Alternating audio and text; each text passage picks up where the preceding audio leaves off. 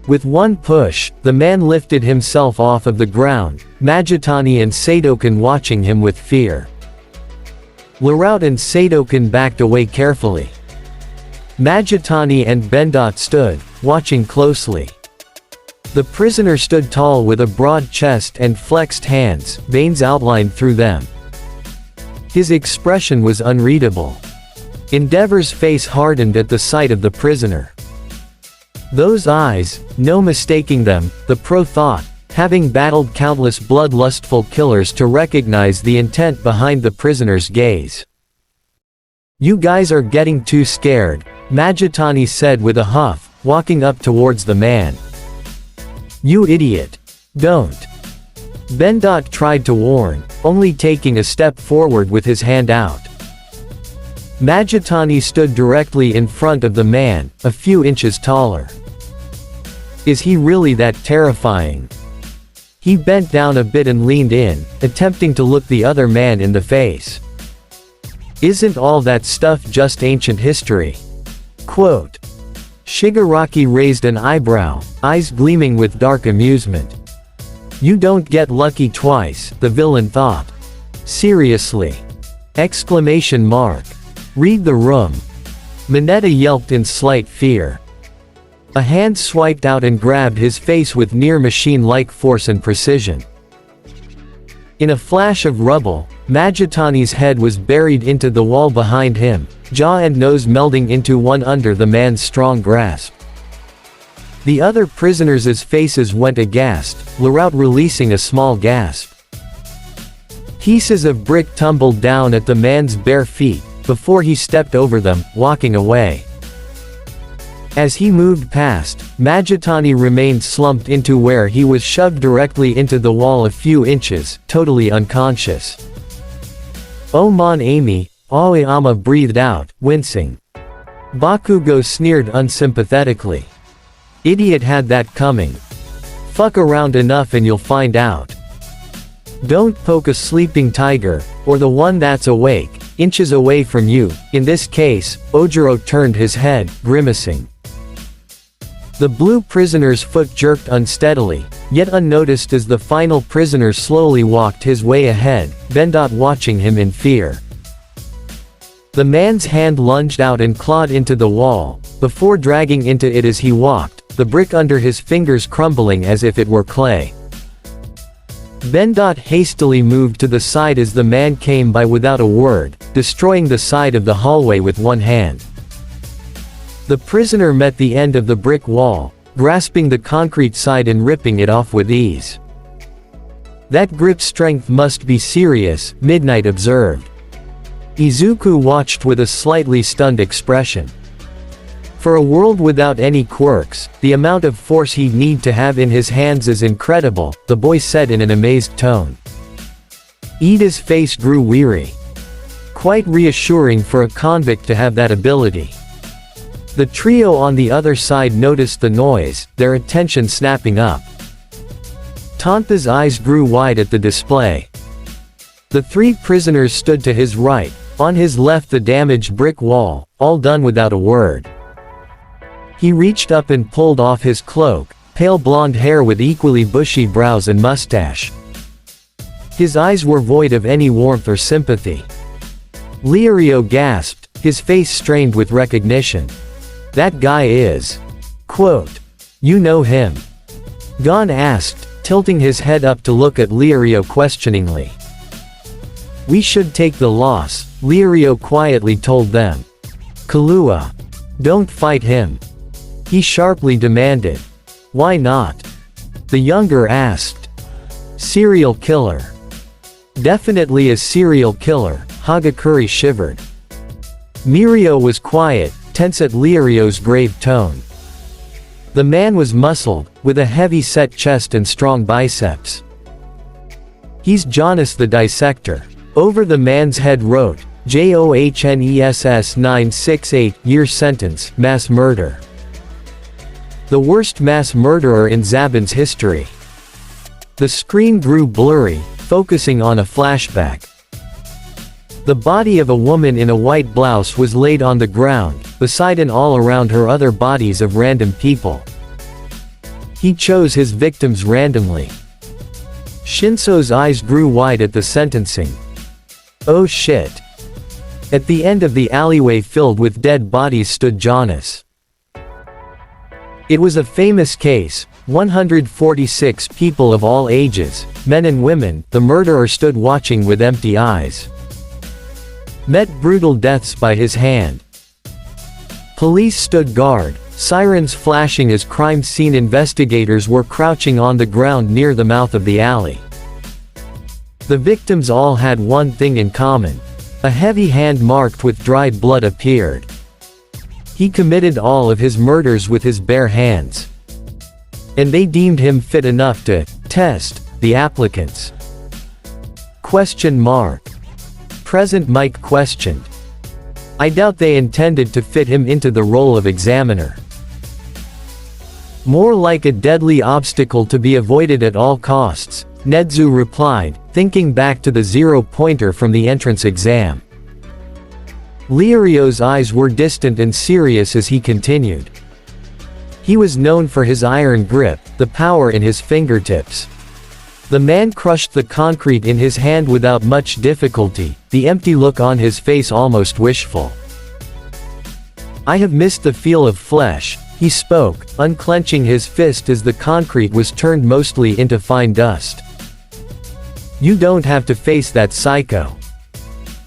There's always next year, Liario said with a severe tone, watching the display with his fists clenched tightly. He's only 12.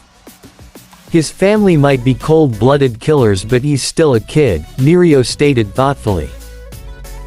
Amajiki nodded in agreement with him. The students held torn expressions, realizing the danger Kahlua could be in, but losing the match would mean instant disqualification. Toga rolled her eyes.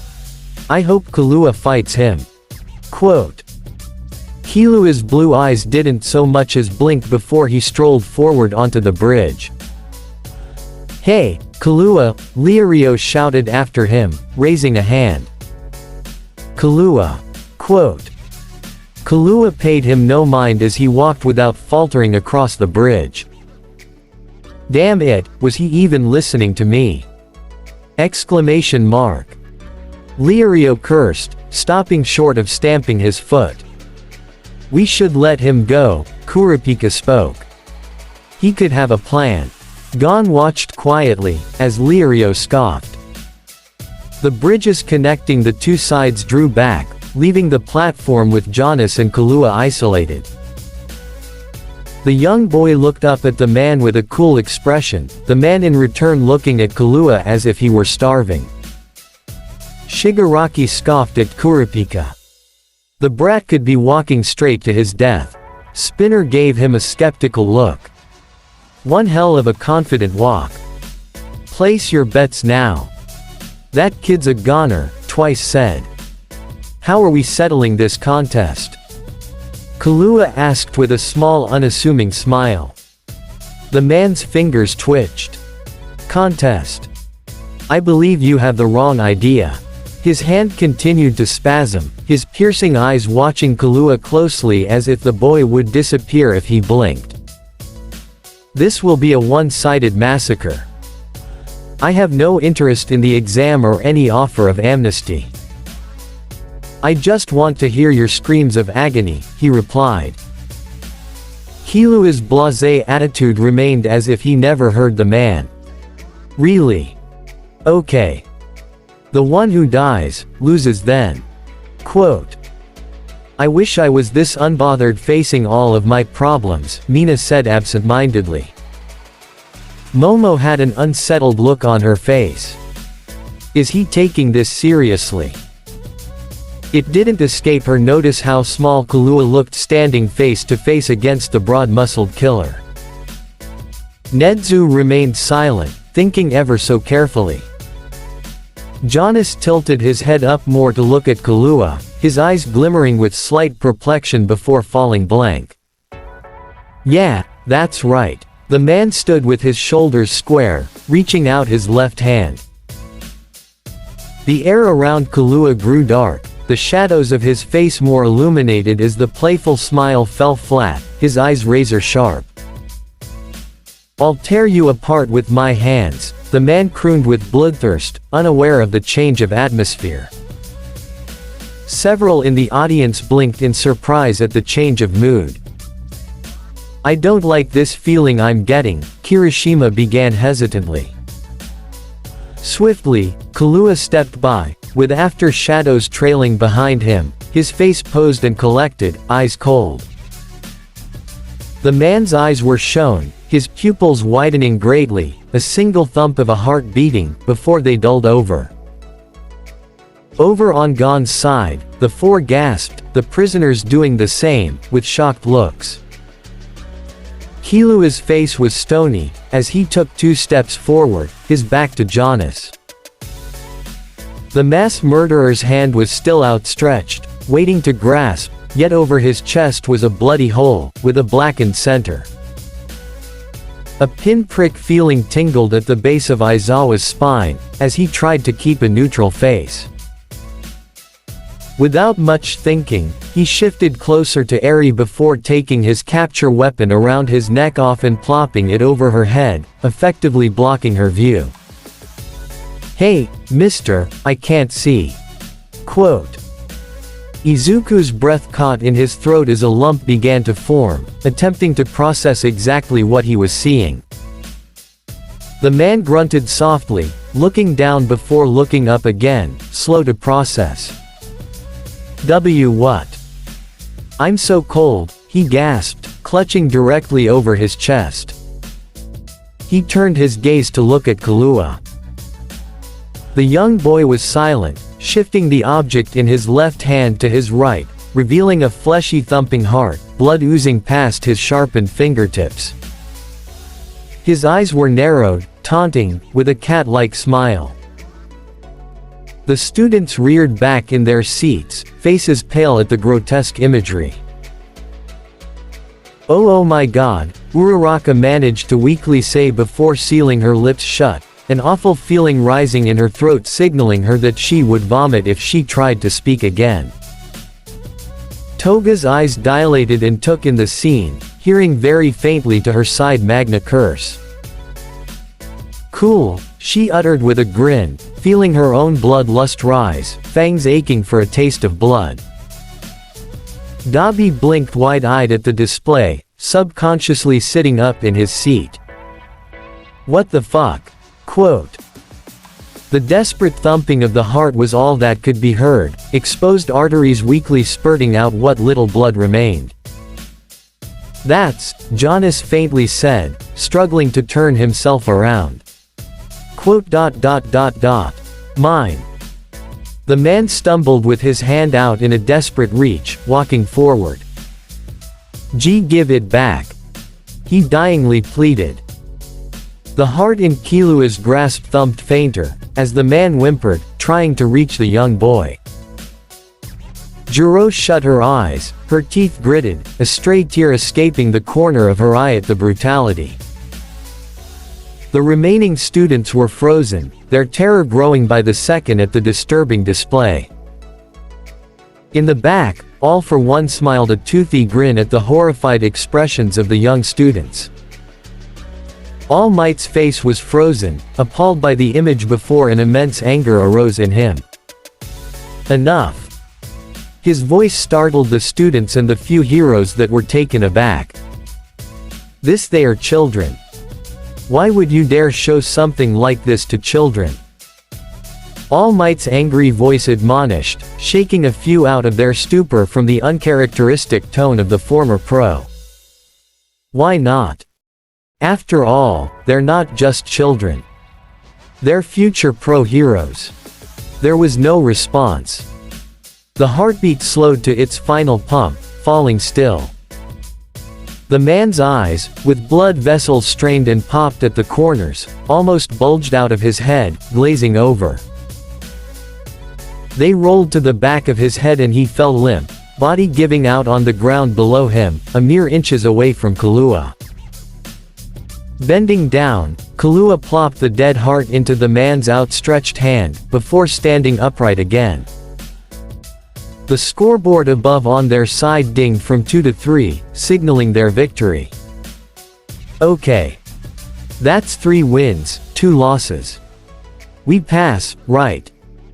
Kahlua called out to Bendot, his other hand making way into his pocket. Yeah, you win, the man trailed off. Nedzu observed Kahlua intently, his face serious. No feigning or anything, he's completely relaxed. It's unsettling to see such a lack of remorse on a young face. It's as if he did nothing more but swipe a card through a machine. Shigaraki sat silent, seemingly undisturbed besides the faint goosebumps that rose across his forearms. Kahlua's eyes were cat-like and smug, malice tracing over his smile. By the way, you must be itching for some action, since you didn't get to do anything. Bendo's jaw was set firm, lips scrunched with sweat betraying his demeanor. Want to play with me? Kahlua offered, his eyes keen. Bendot blinked, before replying. No thanks. Seriously, what the fuck? Dabi said bluntly, wondering if he had truly gone insane. Aizawa's hand tightened at Kahlua's causal offer. Eri, who had managed to peek out of the heavy scarf, blinked up at him curiously. Oh okay. Kahlua turned around, stalking away with assurance. Who is he? Lirio whispered carefully, as the bridge extended out to the platform on their side only. Oh right. You guys don't know, Gon said obliviously, turning to look at Lirio. Tonpa, Kurapika and Lirio turned their attention to Gon. Huh? Don't know what? Lirio asked. Kahlua comes from an elite family of assassins, Gon informed them simply. Lirio grew spooked. An elite family of assassins. Quote. I'm back, Kahlua announced. Lirio jumped back, holding out his arm as a shield, yelping slightly. What? Kahlua said with wide eyes. Well, good job.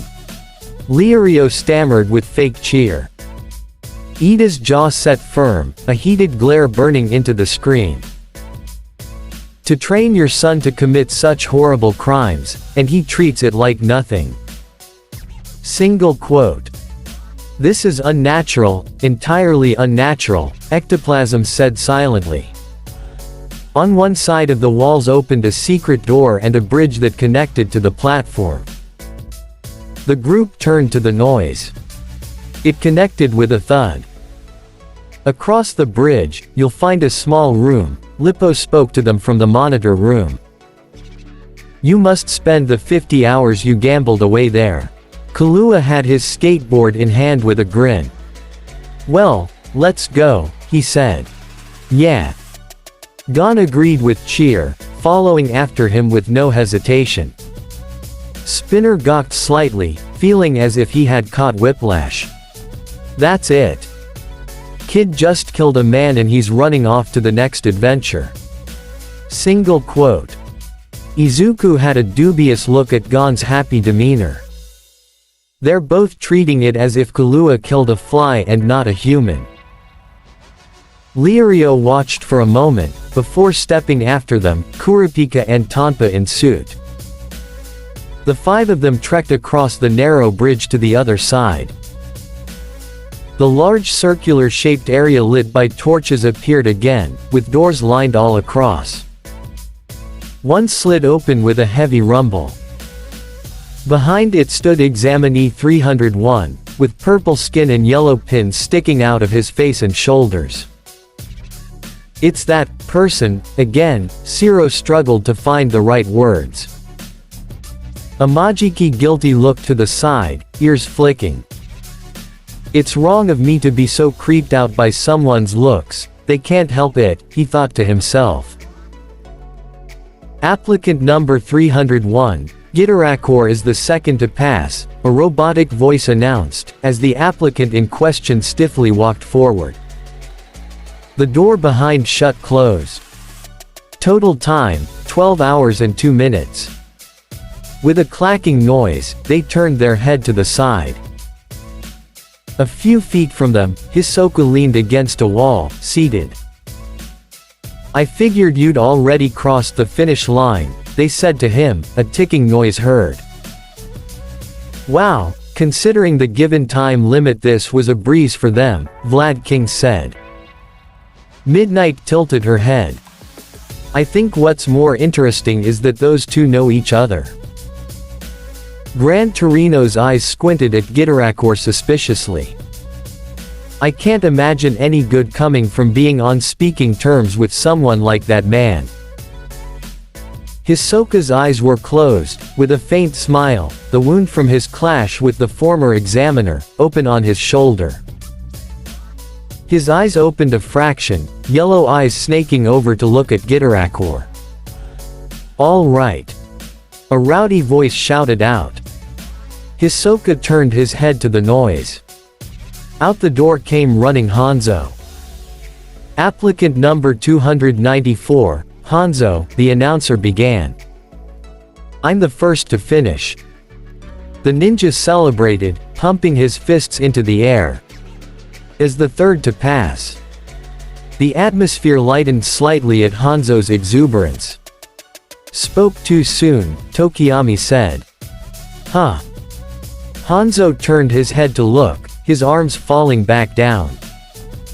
"No." He despaired as he caught sight of Hisoka and Gitarakor, hands on his head. "I don't believe this," he cried out. He slumped forward, eyes closed with a let-down expression. "I came in third." A heavy metal door slammed shut with a blinking green dot turning red as the locks went in place. A screen switched on, displaying time as 50:00.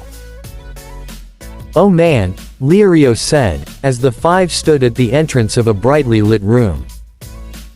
Kaminari sighed, slouching a bit with his hand on his chin. "Ah, they actually have to sit and wait for 50 hours.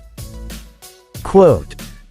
He walked over to the black couches on the right side of the room. "We have to spend 50 hours in this room." He set his briefcase next to him, sitting with his legs crossed. Kurapika turned his head to his right. "Kahlua." The boy in question responded with a, "Huh." Gon looked over curiously as well. "Can you tell me how that technique works?" Kurapika inquired. "Technique? Quote. The one you used to instantly remove his heart," Kurapika said. "Oh, that wasn't even a technique," Kahlua told him. "I just ripped it out." Toga gasped, clasping her hands together in a twisted glee. The hero students had opposite reactions, the image of the dying organ fresh in their minds. The other villains were curious on exactly what Kahlua meant. Ripped it out. Kahlua held out his hand, with a small smile, his eyes adopting a feline look to them once more. "But to make it easier, I manipulated my body a bit." With a flex, his normal-looking fingers grew veiny as his fingertips hardened and grew sharp, glinting. Gon watched in amazement as Lirio exclaimed, "Why your nails?" The man's face was disturbed at the display. "Wow." Gon said. "Murderers are only amateurs," Kahlua said smiling, turning to Kurapika. "Amateurs, what a scary sentence," Power Loader said quietly. Toga squealed, her eyes shimmering dangerously. "Kilu is so adorable. I wish he were here to teach me," she crooned. "Dude," Kirishima breathed out. "It would be so cool if he didn't rip people's hearts out." "Not manly at all," the redhead thought, crestfallen. The white-haired boy pointed to himself. "I used to be a professional. But my old man would have done better." Kahlua held an oddly prideful look. "When he removes a heart, you won't even see a drop of blood." How reassuring, Lirio nervously mumbled. From the side, Kurapika stared at Kahlua, blinking as he seemed to analyze the young assassin. As long as he's on our side, the blonde thought grimly. He's not exactly describing his family in the way that he thinks he is, Mirio said, frowning at the satisfaction on Kahlua's face. Please tell me that wasn't foreshadowing, Shinso begged monotonously. Well, then, Kahlua said, changing topics. The three, Kurapika, Kahlua and Gon, stood in front of the screen that displayed the time as 49:55. We have more than 2 whole days. Gon turned to Kahlua. What should we do, Kahlua? Kahlua held up his finger. First, we should search the room for any kind of entertainment. Oh yeah. Gon agreed with a close-eyed smile. Lirio watched from where he was seated as the 2 boys, with Gon in the lead, ran across the room with happy looks. Man, you kids don't have a care in the world. All for one watched with a thoughtful look. A trained killer yet still holds the obliviousness and innocence of a child at times, the ancient villain thought to himself, impressed. Bakugo crossed his arms, looking at the screen in disbelief. And they're seriously playing. Tonpa sighed, grumbling as he sat down on a chair planted on the ground. Kurapika sat on another couch opposite from Lirio. Gon stood behind Kahlua, who crouched at the base of a cabinet that had a TV resting on top. With a little fiddling, the screen flashed to life, drawing excitement from the both of them. Gon's team of 5 has passed the trial, with 3 wins and 2 losses. Gon and Kahlua again were poking around in a shelf book, Kahlua already having one open and skimming over it, as Gon pulled out a book examining the cover. How often does this happen? They have an entire room waiting, Jiro mentioned. Midnight watched the screen with disbelieving eyes, feeling disturbed by the speed at which the 2 children moved on. Talk about fucked up. However, they must spend their 50-hour penalty. The group was spread out across the room, Gon and Kahlua's heads bumping into each other as they read a book, Tonpa digging around the small fridge they had, and Kurapika and Lirio rested on the couches facing opposite of each other, their respective bags put to the side. In this small room. They're running out of time. The timer dinged from 49:00 to 48:59. A silence rang over the room as the screen darkened. A few dim lights flickered on. Bro, Ciro said with a start, before getting interrupted. So far, the exam has been rough on not just the applicants, but on you viewers as well. A majority were confused, but remained quiet listening. Here are a few refreshments to keep your spirits up. On both sides of the theater, 2 long tables filled with various types of food and drink appeared. The students immediately perked up in excitement. Ah, finally! Kaminari exclaimed.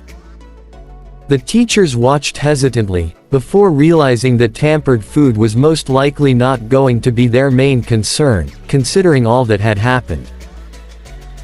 Them and the students slowly shuffled to claim the right side of the theater while the villains moved over to the left. Ciro let out a relieved sigh, taking a grateful bite into a piece of yakitori.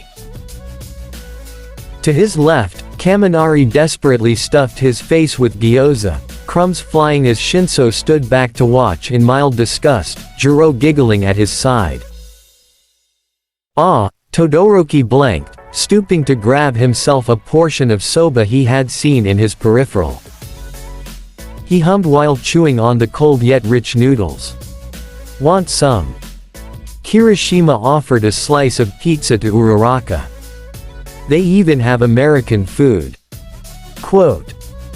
The brunette shook her head, her arms clutching her stomach slightly. I'm good for now, I'm still feeling a little queasy. Kirishima nodded his head understandingly, his smile dropping a bit. I thought he was just going to be another cute little kid to be best friends with Gon, Hagakure moaned sadly. Suyu nodded in agreement at her words. Bakugo chomped down on his food. So much for that shit. That Deku 2.0 feet's a creepy little brat too. All he did was blink when Killua killed that extra. Izuku sighed, picking at the tonkatsu that he had picked up and took a few bites of. What type of family teaches their child to kill so heartlessly? Ida's nostrils flared angrily as he overheard, turning to them, hands chopping. They have no shame nor morality adopting such an evil profession into their family. The idea that someone like Killua younger than us, killing people with such a sickening level of expertise is. Ida. We've talked about this, Mina interrupted him, ducking out of the way of chopsticks that had turned into unlikely weapons in the boy's hands. He flushed slightly before setting them down, clearing his throat. Twice jumped ecstatically over the food before them. It all looks so delicious. He exclaimed while fake gagging over it. Toga giggled to herself, face stretched wide in an eerie smile. Nothing would taste better now than fresh blood. Quote. Dabi rolled his eyes. Pipe down, Fangs. They've probably got some shit around here for someone like you anyways. Compress tilted his mask up only to reveal his lips, before taking a bit out of a chocolate eclair. How frightening. I never knew someone's heart could be removed so cleanly. And by only a child at that. Shigaraki glared down at the plate of onigiri before him dusting it, ignoring Twice's downcast cry. A kill is a kill. Nobody cares how fancy you got it done as long as the person's dead, he spat. I suppose you're right.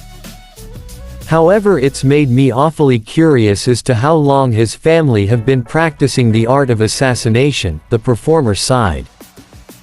Spinner made a face. What, you think this could be like a generational thing? Quote. Fucking creepy, I bet they are, Dabi mentioned. I want them to adopt me, Toga whined. Magna nudged her shoulder. Trying to leave us already, eh? Quote. Toga wrapped her arms around the taller woman. Of course not. I would take you with me, big sis. The older woman's sweat dropped at her claim. Not what I was going for. Single quote. If you could all be seated. Kaminari whined as Jiro dragged him away from the ice cream mochi he was finishing off, Shinso trailing behind. Yo, you think there could be anything in the room to give them clues? Kirishima asked Izuku. The freckled boy shook his head with a shrug. The students shuffled back to their seats along with the heroes. I wonder what'll happen if they do lose, Spinner said curiously. Death, executionary style. Twice cheered. Spinner looked startled, before sighing. Why'd I even ask? The villains took their seats in the back of the theater, as the lights died back down and the screen grew bright.